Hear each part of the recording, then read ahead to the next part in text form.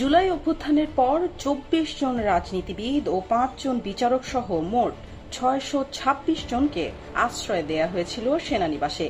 বৃহস্পতিবার রাতে আশ্রয় প্রার্থীদের পূর্ণ তালিকা প্রকাশ করে আন্তঃবাহিনী জনসংযোগ পরিদপ্তর আইএসপিআর। কারা আছেন এই তালিকায়?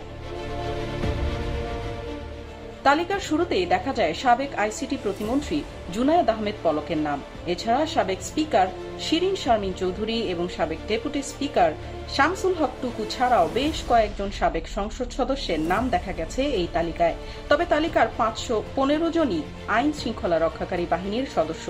কিন্তু হঠাৎই কেন এই তালিকা প্রকাশ?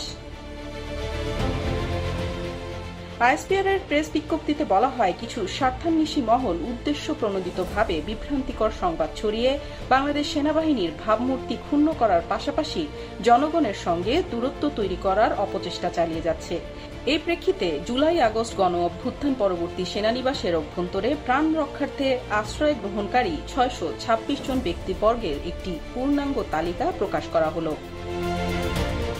বিজ্ঞপ্তিতে বলা হয়, আশ্রয় গ্রহণকারীদের বেশিরভাগই ১-২ দিনের মধ্যেই সেনানিবাস ত্যাগ করেছিলেন এবং এর মধ্যে ৫ জনের বিরুদ্ধে মামলা থাকায় যথাযথ আইনি প্রক্রিয়া অনুসরণ করে তাদেরকে আইন শৃঙ্খলা রক্ষাকারী বাহিনীর কাছে হস্তান্তর করা হয়।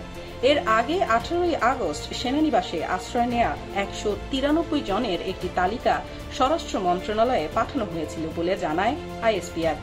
শুধুমাত্র আশ্রয় প্রার্থীদের নিরাপত্তা ও জীবন রক্ষার্থে মানবিক দৃষ্টিকোণ থেকে সাময়িক আশ্রয় প্রদান করা হয়েছিল বলেও উল্লেখ করা হয় বিজ্ঞপ্তিতে।